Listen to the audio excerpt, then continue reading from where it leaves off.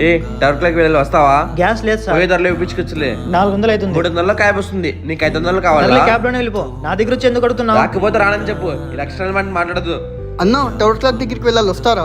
కూర్చోండి సార్. ఎంత అవుతుంది అన్న? 200 సార్. ఏంటయ్యా నాకు 500 అన్నావు, అదే 200 ఇప్పించగలుగుతాను. డబ్బులు ఏం తక్కువ చేయలేదు, వదిలేక 200 అవుతుంది అంతే. ఇందాక నాకు 500 అన్నావు కదా బ్రదర్, ఇందాక వీడు నాకు 500 అన్నాడు, ఈ రకాన్ని 200 అంటున్నాడు. 500 కాదు కదా నా టవర్ క్లాక్ వెళ్ళేకి, మీరు అతనికి 500 అడిగినారా? అడిగినా సార్, అతనికి 500 అవుతుంది.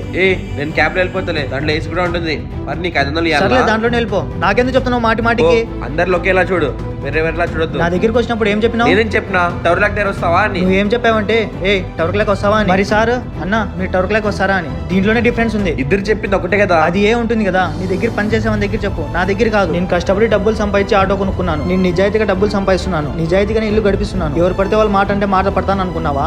ఎవరైతే నాకు మర్యాద ఇస్తారో వాళ్ళ కోసమే నేను పని చేస్తున్నా. ఎవరి కింద పని చేయాలా, నా కోసం నేను పని చేసుకుంటున్నా. పోయి వేరే ఆటో ఎక్కుపో.